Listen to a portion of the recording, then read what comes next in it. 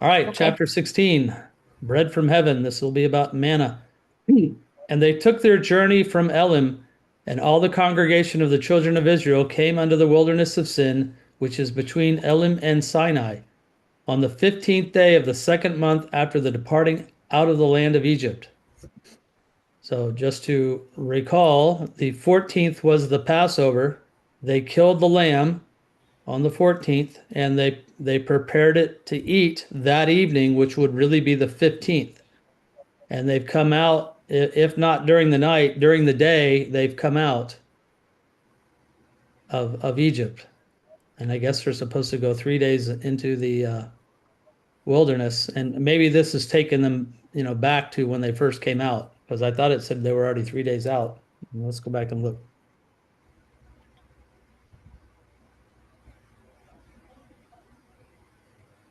Yeah, this says in verse 22, they went 3 days in the wilderness. So I'm guessing this is going back to when they first came out and how God's provided them bread because they're not really going to have much provision. They ate a meal coming out. All right. Also recall in Acts, Stephen refers to the people as a church in the wilderness. And the word that you'll find in the Old Testament really is congregation. You'll also find assembly used. So Okay. yeah, they're called the congregation here. All right, verse 2. And the whole congregation of the children of Israel murmured against Moses and Aaron in the wilderness. And the children of Israel said unto them, Would to God we had died by the hand of the Lord in the land of Egypt, when we sat by the flesh pots, and when we did eat bread to the full, for ye have brought us forth into this wilderness to kill the whole assembly with hunger. So there you have them called an assembly as well. So it's hard to imagine all that's happened for them to say, You just brought us out here to die. Why would I go to all that trouble to bring you out here to do that? All right, verse 4. Then said the Lord unto Moses, Behold, I will rain bread from heaven for you, and the people shall go out and gather a certain rate every day, that I may prove them, whether they will walk in my law or no. And it shall come to pass that on the sixth day they shall prepare that which they bring in, and it shall be twice as much as they gather daily. And Moses and Aaron said unto all the children of Israel, At even, then ye shall know that the Lord hath brought you out from the land of Egypt.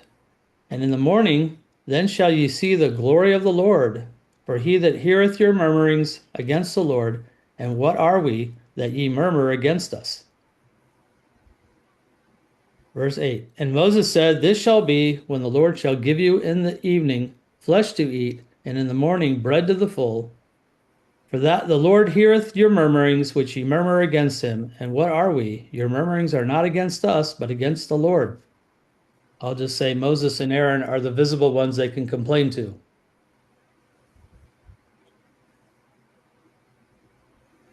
Verse 9. And Moses spake unto Aaron, say unto all the congregation of the children of Israel, Come near before the Lord, for he hath heard your murmurings.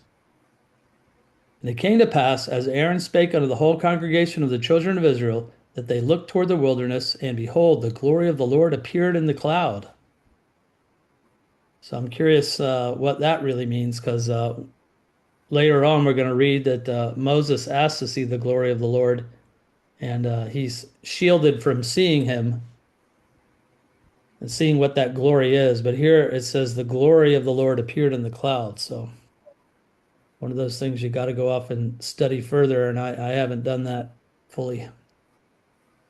All right, verse 11. And the Lord spake unto Moses, saying, I have heard the murmurings of the children of Israel. Speak unto them, saying, At even ye shall eat flesh, and in the morning ye shall be filled with bread. Ye shall know that I am the Lord your God.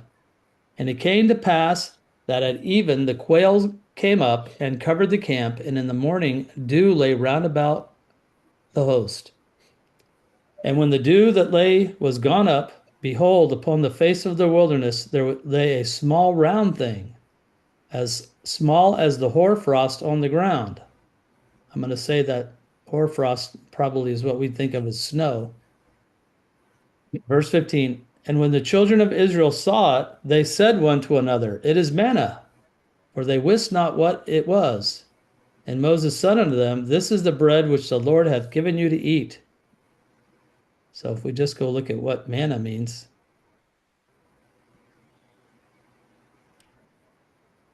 it just says whatness. I thought somewhere it says, what is it? But I don't know where I read that. Evidently, it's a question of, well, what is it? All right, verse 16. This is the thing which the Lord hath commanded. Gather of it every man according to his eating, an omer for every man, according to the number of your persons. Take ye every man for them which are in his tents. And the children of Israel did so, and gathered some more, some less. And when they did meet it with an omer, he that gathered much had nothing over, and he that gathered little had no lack. They gathered every man according to his eating. And Moses said, Let no man leave of it till the morning. And they were told the same thing about the Passover lamb. Obviously, this is different, but similar instruction. Notwithstanding, they hearkened not unto Moses, but some of them left it until the morning, and it bred worms and stank. And Moses was wroth with them. Now, my feeling is I'm going to have a hard time eating it the next day. if, Ew. if I saw that and smelled it, it's like, I don't know that I could eat it. Of course, you better if you don't have anything else. And that's what you get for learning that. Verse 21, and they gathered it every morning, every man according to his eating, and when the sun waxed hot, it melted. And it came to pass that on the 6th day they gathered twice as much bread, 2 omers for one man, and all the rulers of the congregation came and told Moses. And he said unto them, This is that which the Lord hath said, Tomorrow is the rest of the holy Sabbath unto the Lord. Bake that which ye will bake today, and seethe that ye will seethe, and that which remaineth over lay up for you to be kept unto the morning. And they laid it up till the morning, as Moses bade, and it did not stink, neither was there any worm therein. And Moses said, Eat that today, for today is a Sabbath unto the Lord. Today ye shall not find it in the field. So before I press on, so to me, this is quite miraculous on, I'll say Sunday through, I'll say Sunday through Thursday.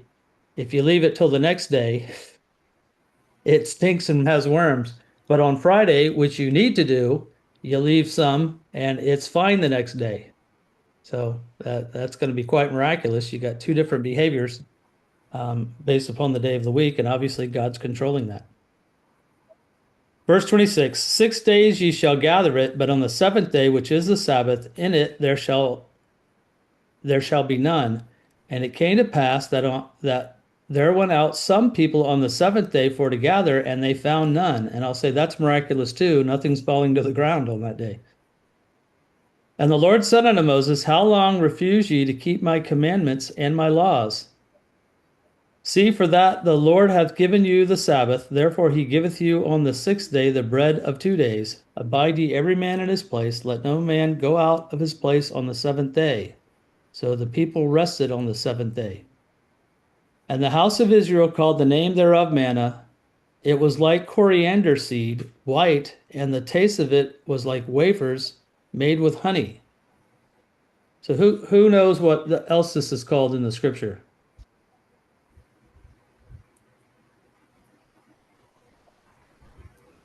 Nobody know?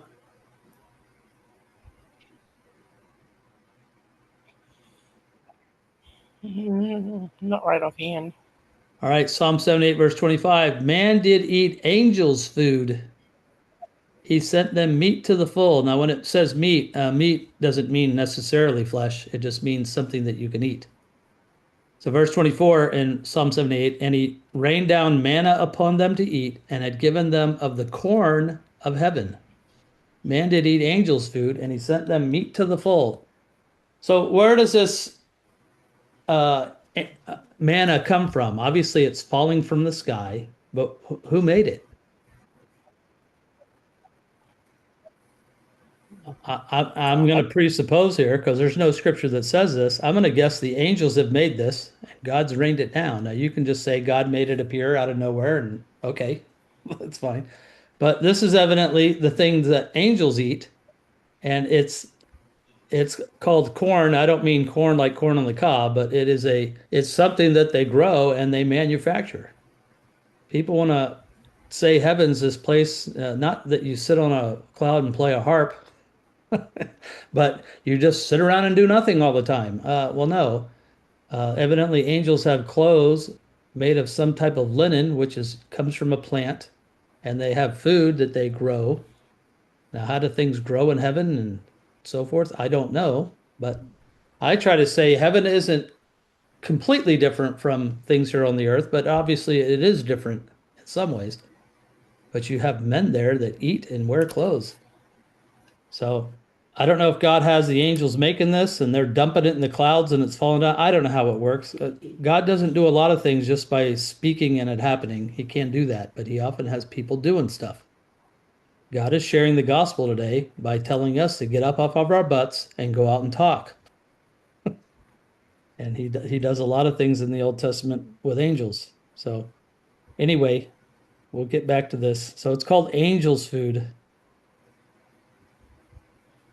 All right, verse 32. And Moses said, This is the thing which the Lord commandeth, fill an omer of it to be kept for your generations, that they may see the bread wherewith I have fed you in the wilderness, when I brought you forth from the land of Egypt. And Moses said unto Aaron, Take a pot and put an omer full of manna therein, and lay it up before the Lord to be kept for your generations. And the Lord commanded Moses, so Aaron laid it up before the testimony to be kept.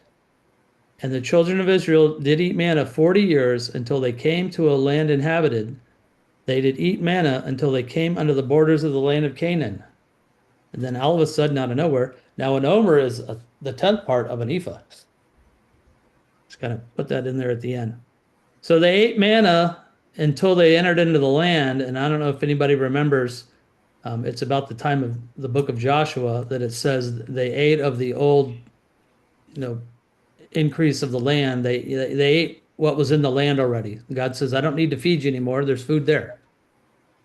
But he provides this 6 days a week for 40 years. And then they put some of it in the ark. Now, three things. Now, first of all, do they even have an ark? Not yet. Not yet. So I'm going to say Moses has written this after the fact, just like Genesis is written well after Genesis has occurred. And Moses says all kinds of things in Genesis that the people of Israel would understand. But I'll say the people of Abraham's time would be going, what are you talking about? Because it's got all kinds of information that's, revealed and introduced after the fact.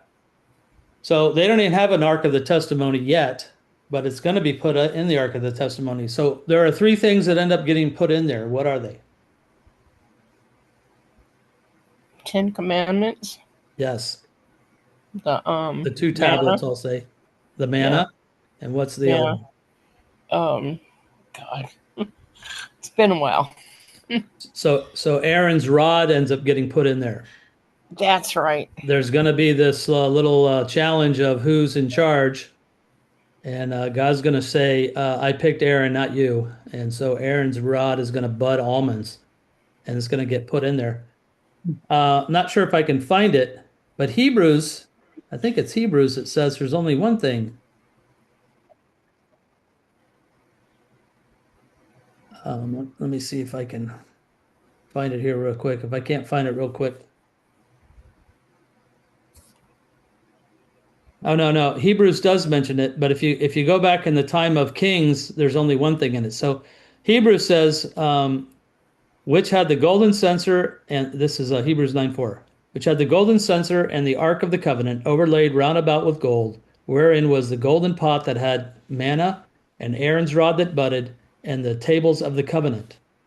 Now, most people think that stuff's still in there in the time of David and Solomon.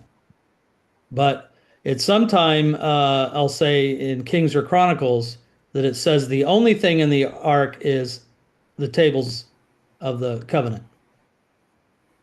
And so people will go, well, what happened to the other two things? So what were the other two things in there for? I'm sorry, did somebody have a comment? To remind them about how God brought them out of Egypt Yes. So and once fed they them. come into the land, those things don't really have there's not a need for them to be in there. Now, when did they take them out? I don't know. But the manna was in there as a kind of a proof that God has provided for you. And I'm not really sure why you need that because it's fallen every, just about every day. And then the whole thing, we haven't gotten to it yet with Korah and the rebellion. Um, you're going to have Aaron's rod be in there. But anyway, those things eventually are evidently taken out because it doesn't say they're in there in the time of David and Solomon. I'll have to try to look for that, but I don't know where it is off the top of my head. But I've seen a study on that, and that's quite intriguing because most people remember there's three things in the ark, and I'll say there were three things in the ark, but only one remained, and the other two were a witness to the people in the wilderness. Okay, Okay.